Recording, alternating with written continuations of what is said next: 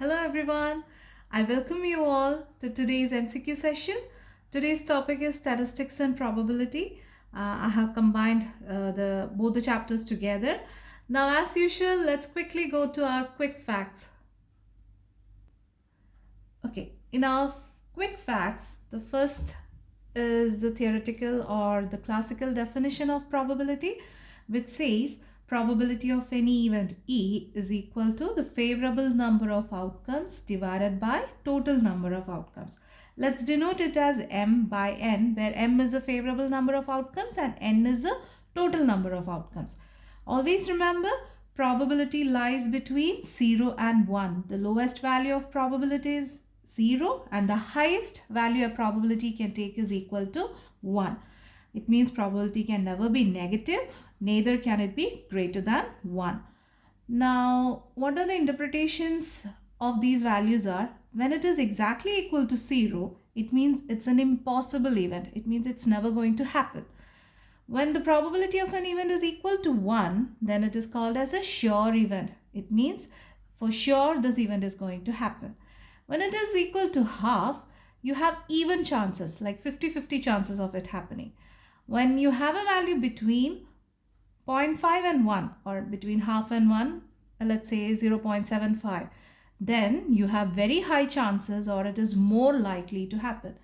When the value is between 0 and half or let's say 0.25, values like that, then you have very less chances of happening or occurrence of that event, less likely. Okay, and then another important point to remember is the sum of probabilities of all the elementary events of an experiment is equal to 1. That means the probability of an entire sample space is equal to 1. Say for example, the probability of heads and tails together, when you take it as an event all together, the probability of its occurrence, its total is always equal to 1. Now the complementary event property of probability states that P of E plus P of E complement is equal to 1. That means probability of E plus probability of not E is equal to 1. Let's again go back to the heads and tails example. The probability of getting heads plus the probability of not getting heads is equal to 1. Now to help you out, just in case such questions comes in, to find out the number of outcomes of an event, when it comes to the question of coins, how do you calculate the number of outcomes is by using the formula 2 to the power of n. Now how do you use this formula is when you toss one coin, when you are tossing a coin, then 2 to the power of 1 outcomes. 2 to the power of 1 is equal to 2, that is heads and tails. When you are throwing two coins, suppose you are tossing two coins, then what is the value of n? N is equal to 2 and hence 2 square, which is equal to 4 outcomes. That is how you get HH, HT, TH, TT. So when you are tossing 3 coins, your experiment is repeated 3 times. So 2 cube, which is equal to 8 outcomes. When you are tossing a coin 4 times, 2 to the power of 4, you get 16 outcomes and so on. Similarly, for dice, you have the formula 6 to the power of n. When you throw a die once, 6 to the power of 1, which is equal to 6 outcomes. That is how you get 1, 2, 3, 4, 5, 6. When you're throwing 2 dice, so your experiment is repeated twice. So 6 square, 36 outcomes. When you're throwing a die 3 times, it's 6 cube, which is equal to 216 outcomes. Likewise, it will go on. Now, one important point to remember, what are prime numbers and what are composite numbers. Prime numbers are 2, 3, 5, 7, 11, etc. And composite numbers are 4, 6, 8, 9, etc. Remember one thing, the number 1 is neither prime nor composite. When it comes to probability, questions related to cards are inevitable. So you should know how the cards are divided into. There are 26 red cards and 26 black cards. That forms a deck of 52 cards. Now those 26 red cards are divided into 13 hearts, 13 diamonds, and the 26 black cards are divided into 13 clubs and 13 spades. And one more thing to remember in that is face cards. King, Queen, Jack comprises the face cards, and 3, 3, 3, 3. Likewise, it is 12 cards, of which 6 are red and 6 are black. For statistics, I have pulled out only the quick facts related to the MCQs. So there are many more formulas in statistics, but I have taken only the ones that are related to MCQs. In that, the most prominent one is class width. How do you find the class width is? For an interval data, how do you find that is? The upper limit minus the lower limit. Say for example, suppose you have an interval data 20 to 40. Then how do you find the class width? It is upper limit, so 40 minus 20 likewise. Now class mark, the formula to find class mark is upper limit plus lower limit divided by 2. The empirical relation connecting mean, median and mode is 3 median is equal to 2 mean plus mode. And the average for a raw data is calculated as x bar is equal to sigma x over n, where n is the total number of observations. And for ungrouped data and a group data, the formula for average is sigma fx by sigma f. Again, sigma f is nothing but the total frequency. It's equivalent to n over here. Now let's go to our MCQs. The first question is, the probability of selecting a rotten apple randomly from a heap of 900 apples is 0.18. What is the number of apples in the heap? So we just discussed the formula of probability. What is it? P of E is equal to M by N. What is the probability value? Probability is given to us as equal to 0.18. We don't know the favorable number, which is in terms of apples. We don't know that. Let me keep it as M itself.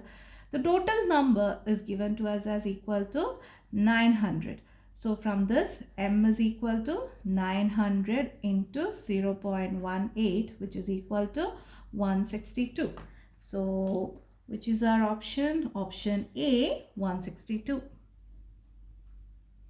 Our next question is, construction of a cumulative frequency table is useful in determining the median. Learn it like a formula itself. The cumulative frequency table we always construct to find the value of median. Our next question is, the abscissa of the point of intersection of the less than type and of the more than type cumulative frequency curves of a grouped data gives its. For those who didn't understand the question, let me just explain it with the graph. Okay, let's imagine this is the more than type curve and this is the less than type curve. Okay, less than and more than. Okay, they have asked us for the point of intersection of the less than and the more than. Okay, this is the point of intersection. Now for this particular point of intersection, they need to know what is the abscissa of it. So abscissa is, we discussed in coordinate geometry what is meant by abscissa. Abscissa is nothing but the x coordinate value. So this value and this value corresponds to, then that is your answer, corresponds to the median. Let's go to our question number 4. A card is drawn at random from a well shuffled pack of 52 playing cards. Find the probability of getting neither a red nor a queen. So let's make use of the complementary property of events over here, because it is easy to calculate the red or the queen, and then from that we can solve for not getting red or queen. We know red or queen is equal to, how many red cards are there? 26 red cards. Plus, so in the 26 red cards, the 2 queen is already included. Now in the black cards, we have again 2 more queen. So the total is equal to 28. So now the probability of getting red or queen is equal to 28 by 52, because 52 is the total number of cards. So when you simplify, you get it as equal to 7 by 13.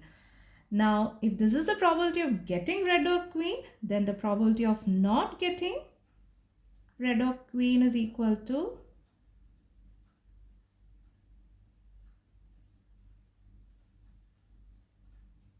1 minus probability of getting red or queen, which is 7 by 13. So when you take LCM, 13 will go here, 13 minus 7, which is equal to 6 by 13. And that gives us our answer as option C, 6 by 13. Our next question is, two different dice are tossed together. Find the probability that the product of the two numbers on the top of the dice is 6. Okay, now let's write our events. What all can we get? In how many ways can we get the product of two numbers as equal to 6 when you are throwing two dice? Let's start with 1 itself. 1 and 6. 1 times 6 will give us 6. The reciprocal of it or the reverse of it, 6 and 1 will also give us 6. And 2 and 3 will give us 6.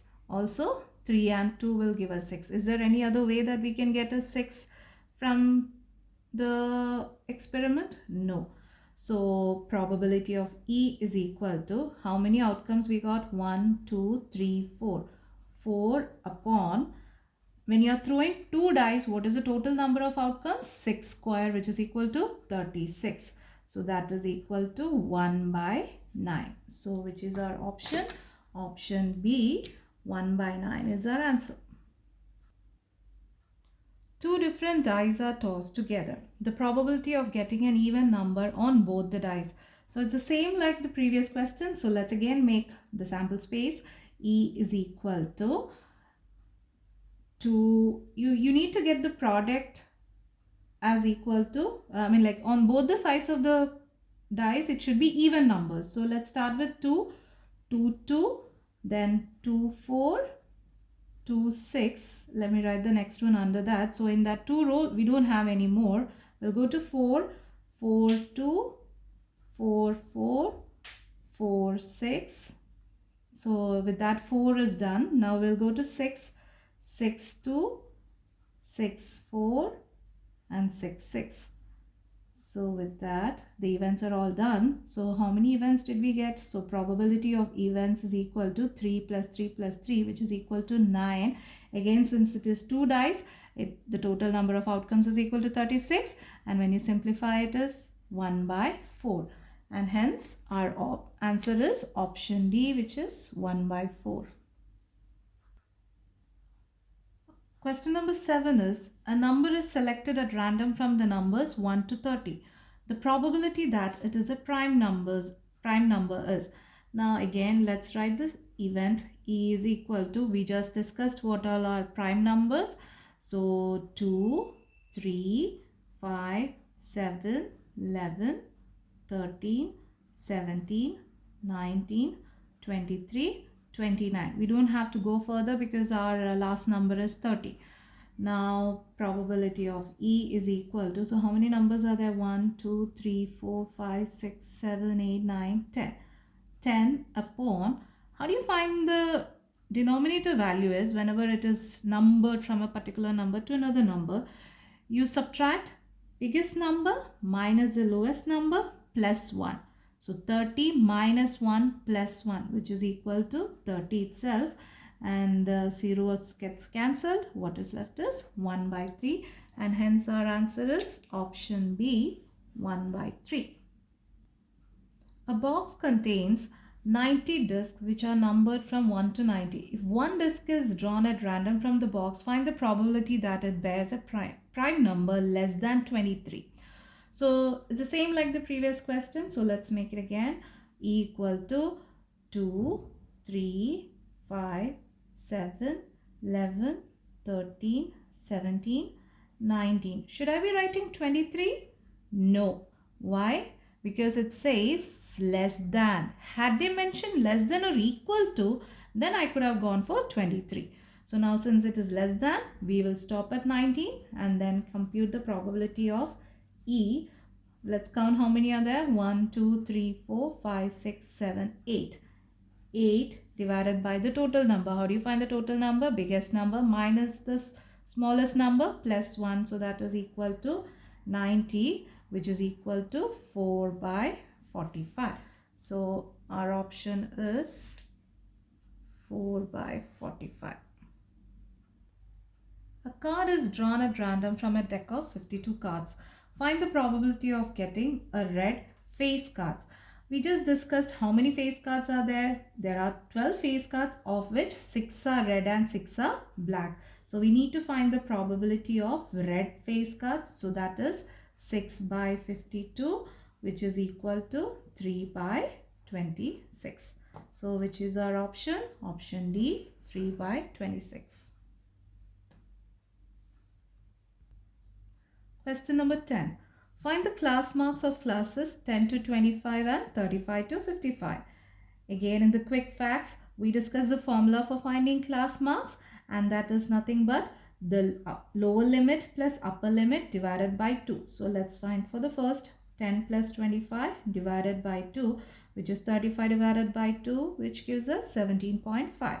And the second is 35 plus 55 divided by 2. That will give us 90 divided by 2, which is equal to 45. So which is our option? Option A, 17.5 and 45. Question number 11. I guess by now you would have guessed the answer for question number 11, but still let's discuss it. Which of the following can be the probability of an event? Negative, never possible. A number greater than 1 is also not possible. Option D is also not possible because 8 divided by 7 is 1 point and hence that is not possible.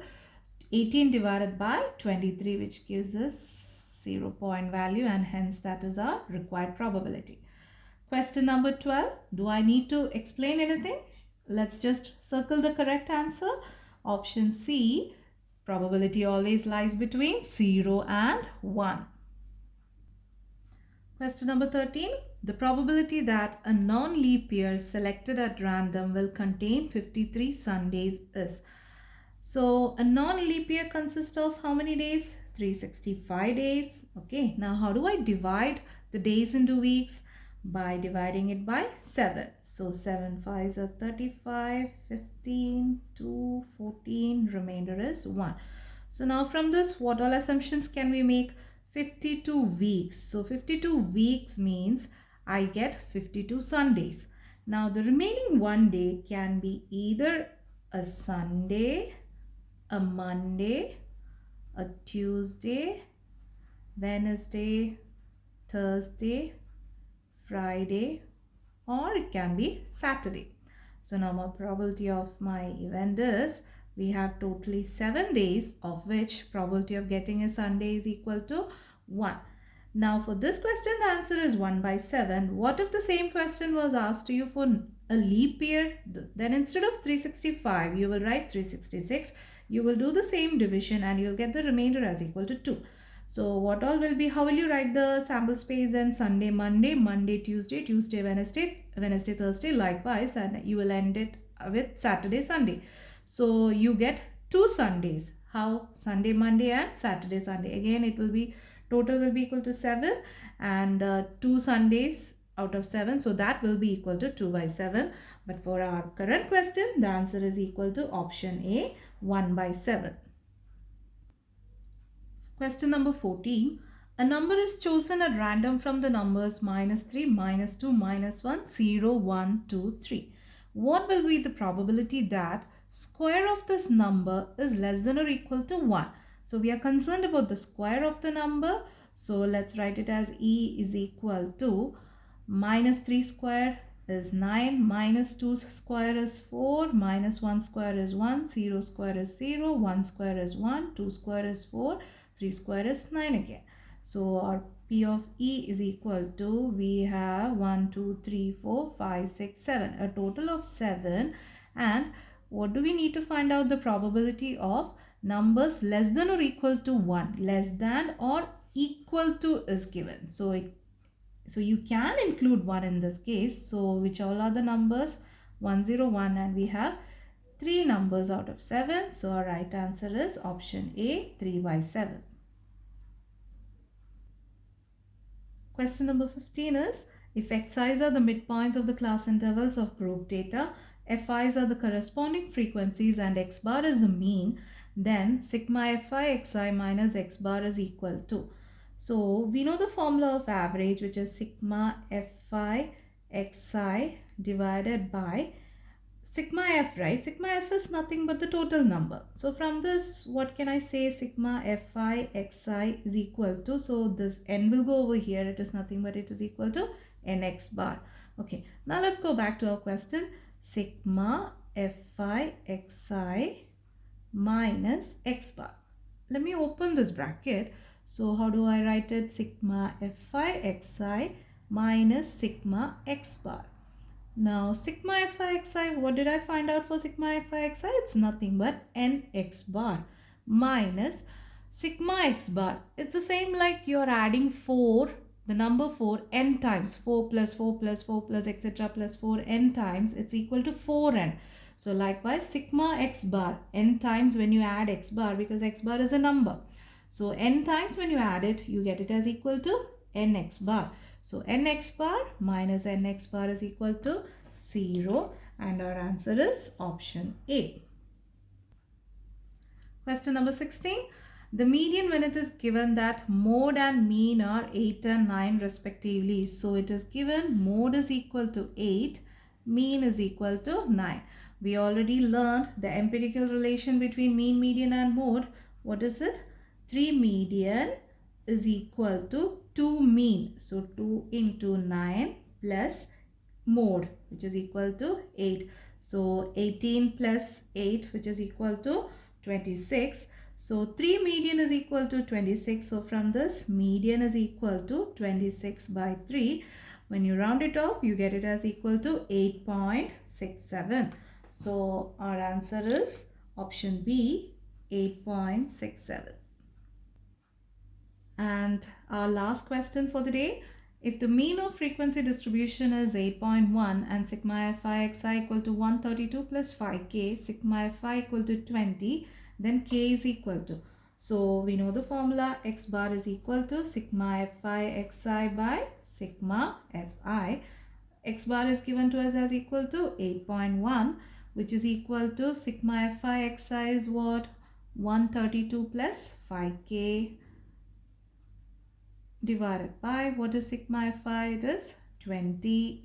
Okay, now cross multiplying, we get 20 times 8.1, which is 162, is equal to 132 plus 5k. So from this, 5k is equal to 162 minus 132, which is equal to 30. So k is equal to 30 by 5, which is equal to 6. So our answer is option D, 6. So with this question, we wind up our today's MCQ session. Hope you found the session to be useful. If yes, then do subscribe and share it with your friends. Thank you.